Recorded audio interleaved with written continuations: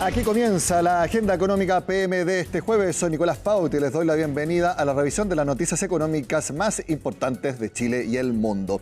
Y en nuestro país, este jueves hubo un nuevo récord, pero se ha producido bastantes veces en el último tiempo. Me refiero a el IPSA, porque la Bolsa de Santiago, medida a través de sus puntos, que es la unidad a través de, por supuesto, se cuantifica si es que suben o bajan las acciones, llegó más o menos a la 1:15 de la tarde al récord de 7.450 puntos. Nunca antes había valido tanto la Bolsa de Santiago. Y esto es una tendencia que yo estoy revisando, se viene dando de alzas hace aproximadamente 5 años. Es algo que podría mantenerse y así lo ven en el mercado. En los últimos meses hemos visto buenas ganancias en el IPSA, acumulando más de un 15% desde noviembre a la fecha, y esto coincide mucho con la aprobación de la reforma de pensiones, lo cual validó aún más el sistema y van a ingresar mayores capitales a las AFP. También debemos adicionar la baja de la inflación, lo cual podría llevar a una política monetaria más relajada, más flexible, lo cual aumentaría la inversión, el crecimiento y llevaría a que las empresas puedan seguir creciendo en el mediano y largo plazo, aumentando sus ganancias corporativas. Otro factor también es la apuesta por inversiones extranjeras, por el apetito a la bolsa local. Bueno, el analista mencionaba la reforma de pensiones, se esperaba que pudiera ser promulgada este viernes, pero al final eso se postergaría. Pero como vemos, y algo que también lo vimos acá en el programa, la reforma de pensiones por el aumento en la capitalización individual y también ese préstamo que se hace al Estado involucra que, como van a haber más aportes por parte de las personas, hay que invertir esos ahorros. Por eso es que hay un efecto en la Bolsa de Santiago. Bueno, y para que este fenómeno se siga manteniendo y también se repita, por ejemplo, en otros países, se tiene que despejar la enorme incertidumbre que hay respecto a los aranceles. Las medidas van, las medidas vienen, Donald Trump sigue llenando de incertidumbre al mercado, hay respuesta desde Europa. Bueno, las informaciones se van actualizando prácticamente a cada hora. Los últimos datos los tiene Pilar Gutiérrez.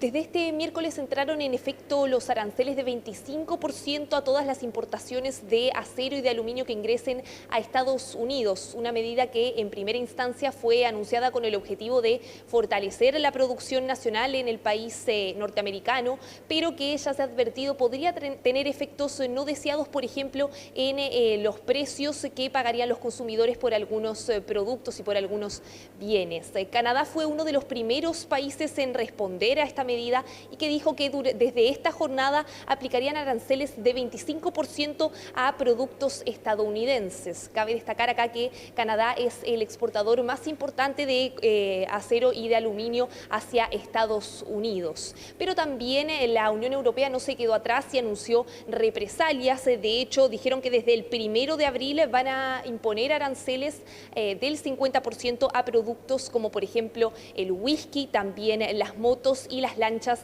estadounidenses, pero además se ampliaría esa gama de productos a los que aplicarían los aranceles desde el 13 de abril en adelante. Lamentamos profundamente esta medida. La Unión Europea debe actuar para proteger a los consumidores y a las empresas. Las medidas que tomamos hoy son contundentes, pero proporcionadas. Mientras Estados Unidos aplica aranceles por valor de $28.000 millones, respondemos con medidas por valor de $26.000 millones. Esto coincide con el alcance económico de los aranceles de Estados Unidos. Y en respuesta a la decisión de la Unión Europea, durante esta jornada el presidente de Estados Unidos, Donald Trump, anunció a través de su red social Truth Social, o más bien amenazó con imponer aranceles de hasta 200% a productos como por ejemplo el vino francés y también otros alcoholes provenientes de la Unión Europea. Son anuncios como estos entonces y los cambios que se vienen dando en las decisiones de política arancelaria que podría tomar Estados Unidos, por ejemplo, recordemos el caso de México, en que se postergó la imposición de aranceles.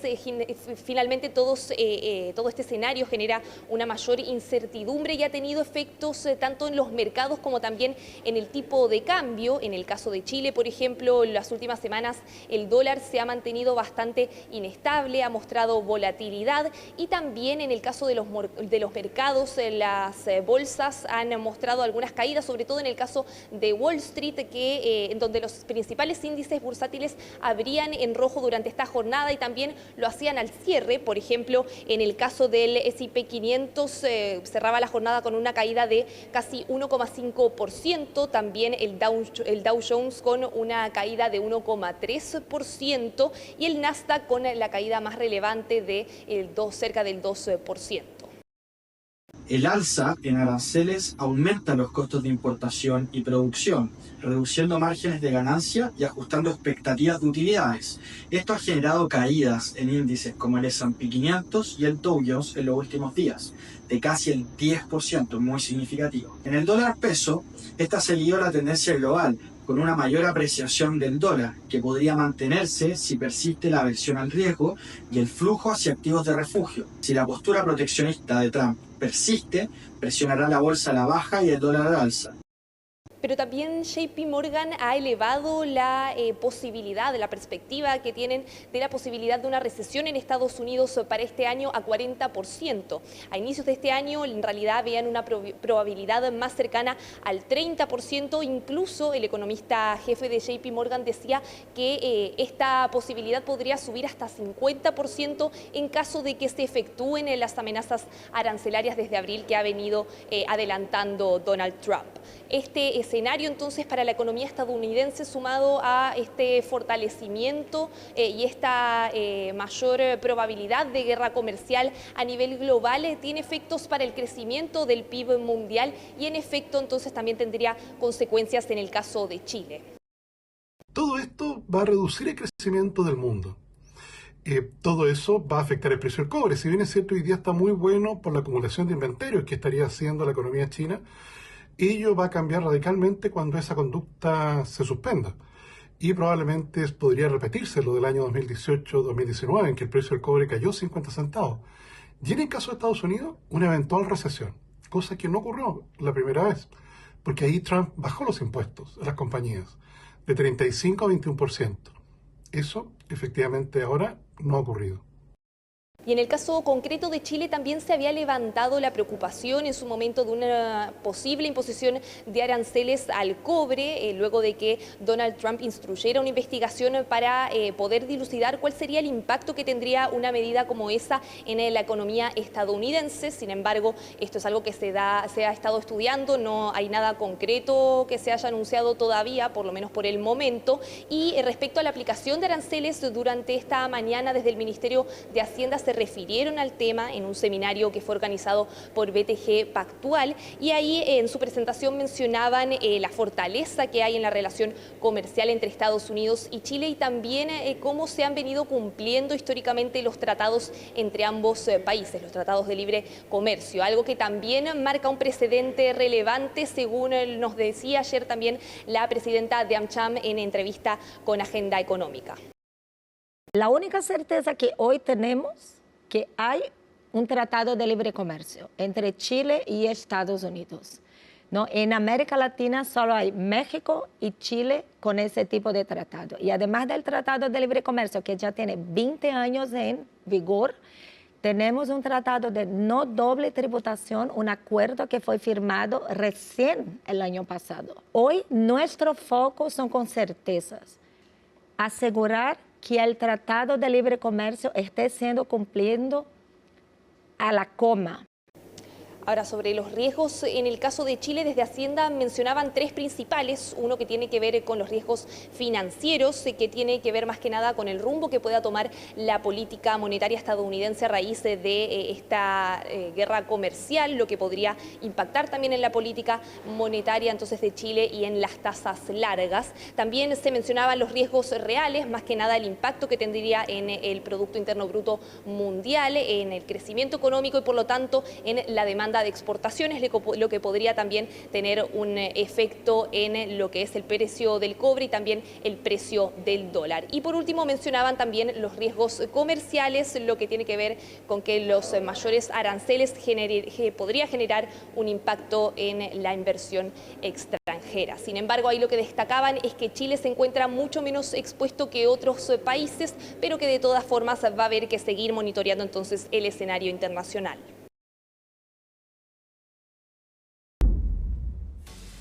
Hacemos la pausa y ya volvemos con Agenda Económica. Es jueves de empresa y hablaremos de una que tiene un año después de una fusión muy importante. Me refiero a Compass, que desde hace un año se llama Vinci Compass por su alianza con la firma brasileña. ¿Cuáles son las perspectivas que tiene la firma? Lo vemos al regreso.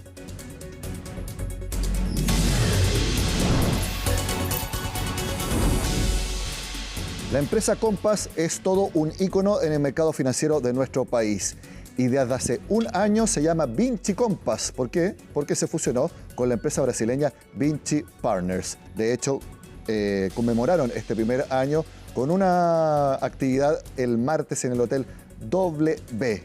Vamos a hablar de cómo ha sido este primer año y también de los planes de la empresa junto al socio y country head en Chile, Raimundo Valdés, a quien le agradezco la presencia en la Agenda Económica. Bienvenido, Raimundo. Muchas gracias, Nicolás, y gracias por la invitación esta mañana. Nosotros hace un año hablamos con Jaime de la Barra cuando anunciaron el acuerdo con Vinci Partners. Ha pasado un año. ¿Cuál es la principal conclusión de este primer año de funcionamiento con los brasileños? Claro, la fusión o la combinación se anunció en marzo del 2024. Oficialmente se aprobó, después de todas las aprobaciones regulatorias, en octubre, noviembre del año pasado. En ese periodo igual ya empezamos a trabajar juntos. Este fue un periodo que cerró conversaciones de un par de años, entonces la verdad es que desde octubre ya estamos trabajando juntos completamente con ellos. La gente de su oficina en Nueva York se fue a la oficina nuestra, la gente de nuestra oficina en Sao Paulo se fue a la oficina que ellos tienen en Sao Paulo.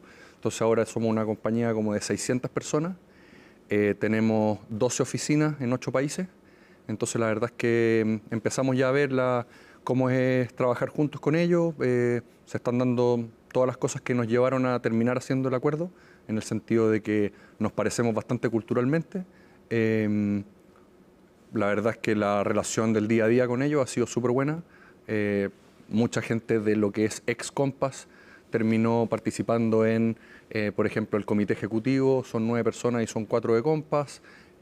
Varias personas del equipo nuestro terminaron dependiendo del gerente general de la compañía. Así que la verdad es que estamos aprendiendo mutuamente de las fortalezas de cada uno. Ellos eran mucho más fuertes en todos los temas de inversiones alternativas en Brasil.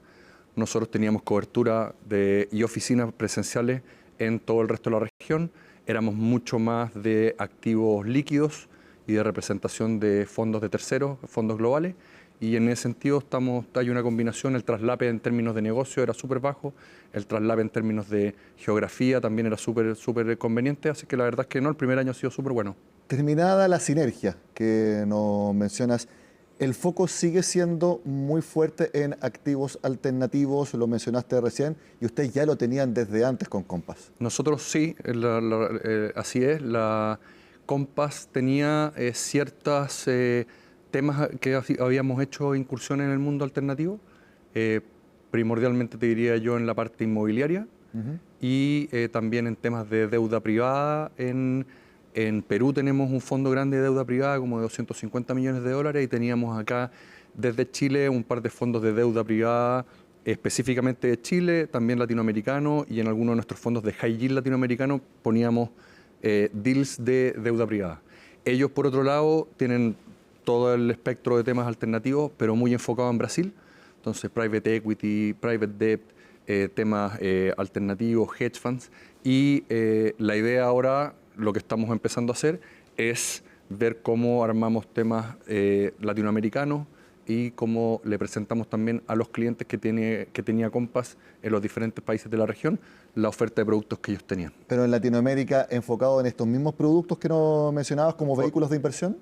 Sí, y probablemente los primeros pasos que vamos a dar van a seguir siendo en deuda privada en Latinoamérica, Estamos ahí ya con un par de proyectos que estamos empezando a armar, y también, por ejemplo, en el lado de acciones, los equipos, por ejemplo, el Fondo de Acciones Latinoamericana que tenemos nosotros, ahora es un producto que co-manejan el Portfolio Manager de Brasil.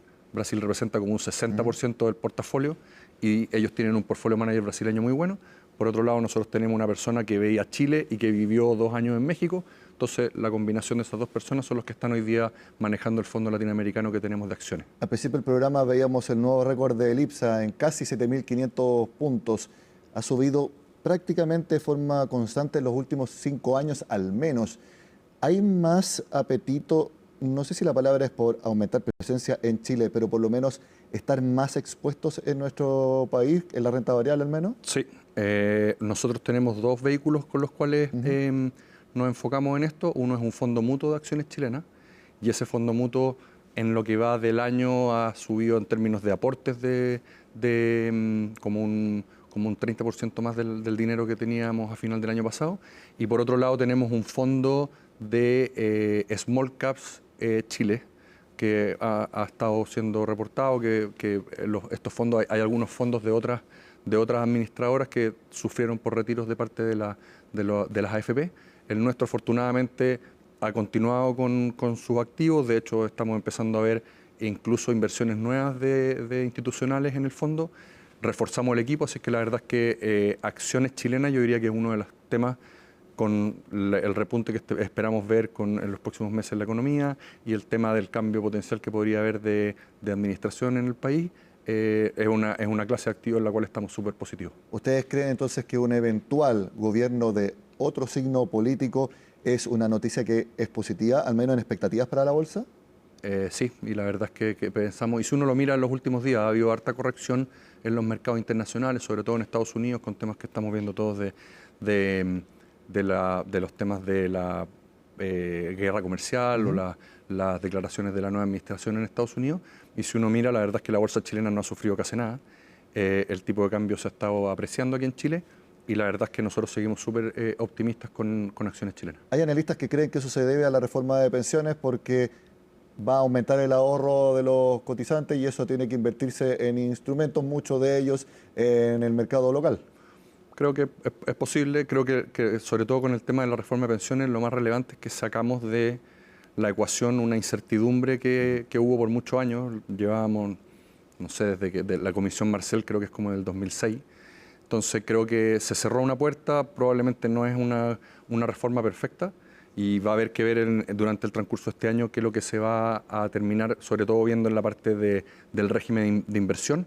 Pero creo que es un hecho de que va a haber más ahorro, y en ese sentido debiera haber una canalización de esos ahorros también a activos chilenos. Así que la verdad es que creo que forma parte de las razones por las cuales uno puede estar más optimista. En los últimos años, debido a la inflación en nuestro país y en todo el mundo, los bancos centrales subieron mucho la tasa de interés y eso movió todas las tasas de interés de mercado.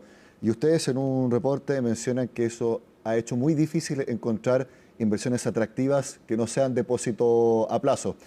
Eso ha cambiado en el último tiempo, pero ¿cómo ustedes convencen a sus clientes o los llevan hacia otros tipos de inversiones que no sean depósito a plazo, que ha tenido una buena rentabilidad en el último tiempo? Claro, cuando las tasas de interés estaban súper altas y llegamos a tener niveles, cuando la inflación aquí estuvo en niveles de 12%, depósitos a plazo cercanos al 10%, la verdad es que es difícil competir con eso sin riesgo. Obviamente estamos empezando a ver un proceso de baja de tasa. Y hay clientes que están empezando o están tratando de invertir en cosas que son más atractivas, capaz que con menos liquidez. Por ejemplo, todos estos fondos que te comentaba de deuda privada han sido bastante atractivos, acciones chilenas. Entonces la verdad es que nosotros para nuestra área de nuestros clientes de alto patrimonio, wealth management, tenemos áreas, por ejemplo, que les ofrecemos soluciones de inversión que pueden ser fondos específicos, pero también pueden ser portafolios que nosotros manejamos para ellos, y al final de cuentas esos portafolios están diversificados tanto en Chile como afuera. Y una parte de esta diversificación también, y que varios de estos managers vinieron a este seminario que tuvimos esta semana, son estos fondos alternativos. Nosotros representamos en torno a 25 o 20 familias de fondos extranjeros, algunos son líquidos, otros son ilíquidos. Y por ejemplo, en el seminario que acabamos de tener, tuvimos a Blackstone, que es uno de los manejadores de activos alternativos más grandes del mundo. Tuvimos a compañías como Wellington, 91, Nomura, eSpring, Jupiter. Entonces, todo eso también forma parte de lo que ofrecemos a algunos de nuestros clientes, tanto a nivel institucional, para que participen en esos fondos, como a través de alto patrimonio, a través de nuestra área de soluciones de inversión. Mencionaste activos alternativos inmobiliarios fuera de nuestro país, porque todos sabemos los problemas que está teniendo el rubro acá. Nosotros tenemos dos formas de exponernos al sector inmobiliario. Uno, aquí en Chile tenemos algunos fondos de desarrollo para renta residencial. En el fondo esto es edificios que tú los levantas y no son para la venta, sino que es para arrendarlos, ¿sí? Y que después, cuando el edificio está estabilizado, se vende a un tercero. Eso, tenemos 4 edificios aquí en Chile. Este es un joint venture que tiene Vinci Compass con una empresa americana que se llama CIM. Y en el fondo estos es una empresa que se llama CCLA, y esta tiene edificios en México, en Colombia, en Perú y en Chile. Ahí, como dices tú, no ha estado tan fácil el tema inmobiliario aquí en Chile, pero la verdad es que los 2 edificios que tenemos operando están con altos niveles de ocupación, estabilizados ya, así que la verdad es que estamos tranquilos por ese lado. Y en el mundo, en la parte más internacional, por ejemplo, asset managers como Blackstone te ofrecen exposición a real estate en Estados Unidos o en Europa, y nosotros a nuestros clientes les ofrecemos participar en fondos de ese tipo. Armamos estructuras que les permiten desde Chile entrar a estos managers afuera, y la verdad es que es una buena forma de exponerse a este tipo de sectores. Raimundo, mi última pregunta. ¿Cómo ves en el futuro el tamaño del mercado financiero de nuestro país? Se achicó mucho con los retiros de fondos y todos concuerdan en que hay que volver a profundizarlo. ¿Lo ves posible en los próximos 5 a 10 años? Sí, pues como tú muy bien dices, tuvimos retiros por en torno a 50, 60 mil millones de dólares. Eso fue un golpe súper fuerte. Por otro lado, cuando uno mira lo que estábamos hablando recién, la reforma de pensiones, pasar de la contribución de manera escalonada a aumentar desde un 10% a un 16%, incluso más, la verdad es que eso debiera hacer que debiéramos aumentar el ahorro del país, y eso debiera beneficiar al mercado local. Raimundo Valdés, socio y country head de Vinci Compass en nuestro país. Muchas gracias por estar en Agenda Económica. Buenísimo, muchas gracias por la invitación, Nicolás. De esta forma terminamos la agenda de este jueves. Sigan con nosotros acá en CNN Chile.